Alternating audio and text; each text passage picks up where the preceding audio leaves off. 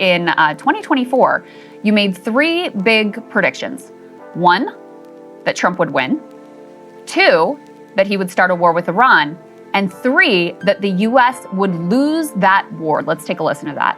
In this class this semester, I'm making three big predictions, right? First is that Trump will win in November. Second is that the United States will go to war against Iran.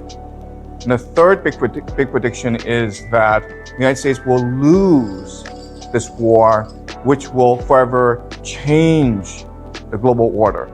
So obviously that last one is the only one that has not yet come to fruition. Is quite a stunning prediction. Do you stand by it, and what have you seen so far that leads you to sort of stand firm in that conclusion?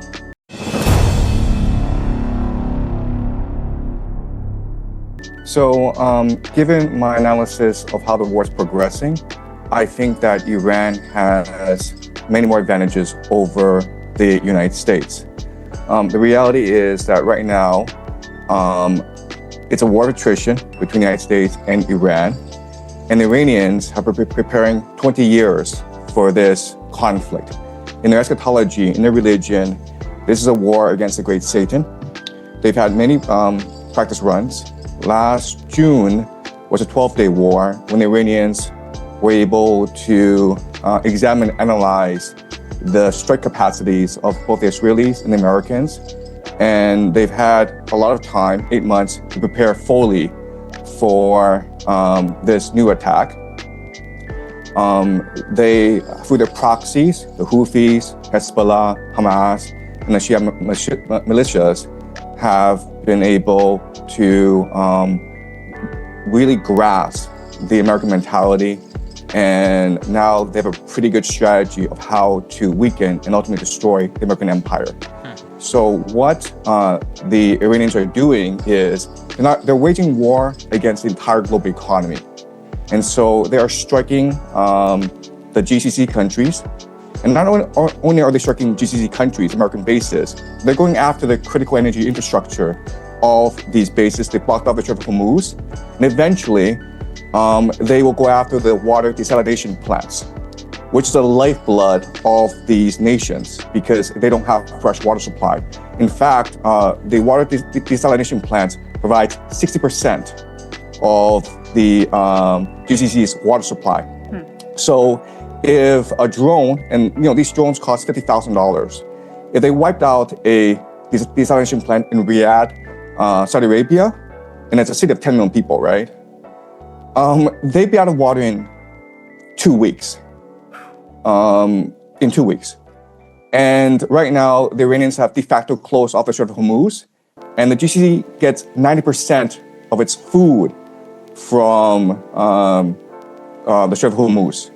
So I know a lot of people are talking about the disruptions to the global economy, but right now, the Iranians are actually threatening the very existence of Saudi Arabia, UAE, Bahrain, Qatar.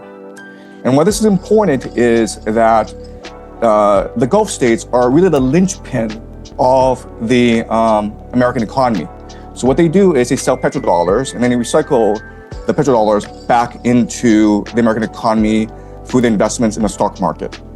And right now we know that the entire American economy is propped up by AI investments in data centers. And a lot of that comes from the Gulf states.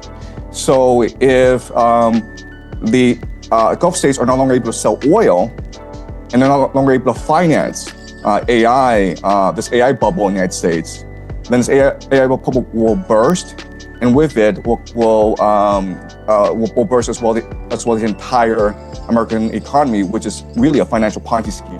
Right. So that's a dire situation that the Americans are facing right now.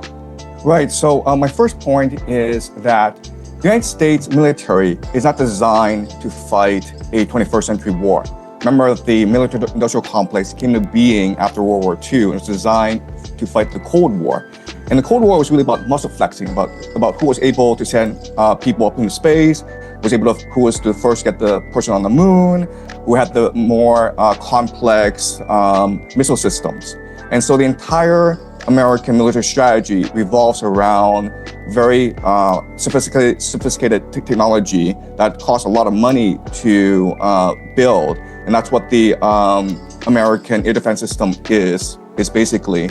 And that's why we're seeing this asymmetry, as you point out, in this war, where you have these $1 million missiles trying to take out these $50,000 drones. And it's not sustainable in the long term. And so what we're seeing is really the puncturing of the aura of invincibility and inevitability that sustained American hegemony for the past 20 years, especially after the collapse of the Soviet Union. And this is really a reordering of not just the global economy, but also the global hegemony of the United States. We're moving towards a multipolar world.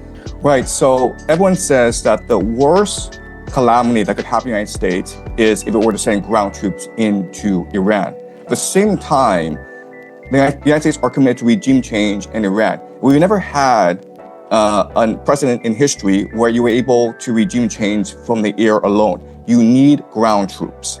And so unfortunately, what's going to happen over the next few months is that pressure will build on America to send ground troops, especially from the GCC countries and from Israel, which are being pounded right now by the Iranians. So remember that if the GCC countries, Saudi Arabia, Qatar, UAE, Bahrain, if they go, then the petrodollar goes with them. So the Americans need to protect these countries, and these countries are going to demand that either the Americans bribe the Iranians to cease, and this is like $5 trillion in indemnity, okay? Or send ground troops to wipe out the Iranian threat once and for all. And I know that there's no political will for ground troops to be used against Iran among the American people.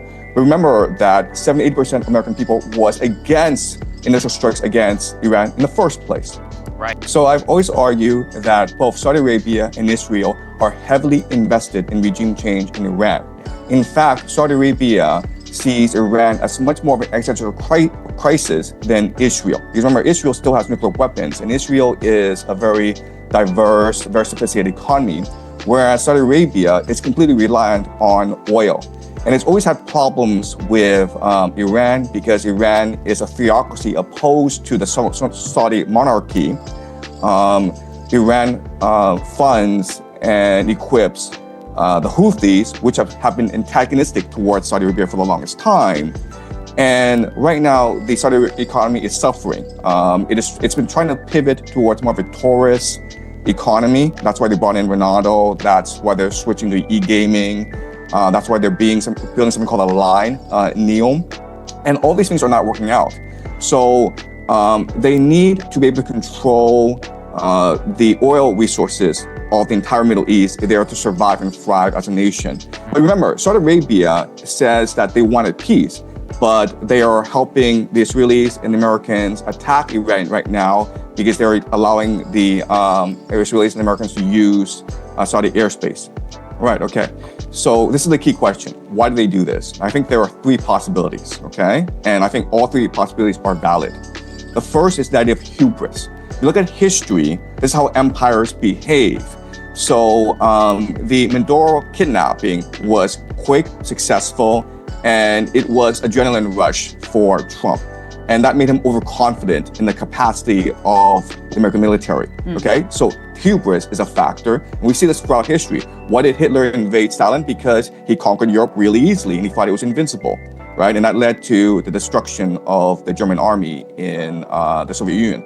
So hubris is a factor. Then you have to look at internal political calculus, where even though America does not benefit from this war against Iran, Trump himself personally benefits. Why? Because the Saudis and the Israelis are bribing him to attack Iran. Remember that the Saudis invested $2 billion in the private equity fund of Jared Kushner, who is the son-in-law of Donald Trump.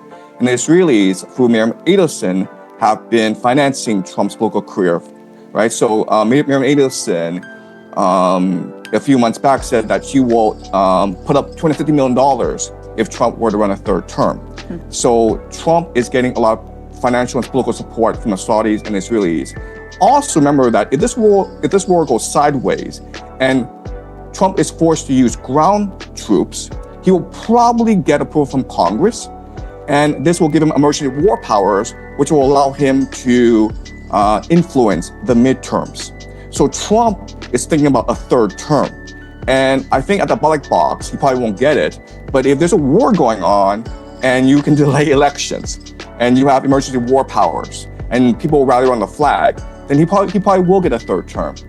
And the last factor that is very important is the eschatological factor, where if you look at the Epstein files, it's clear that we are run by secret societies. It's clear that the world is run by these individuals who have a lot of power. We don't know who they are, but they control the military, they control the national security apparatus.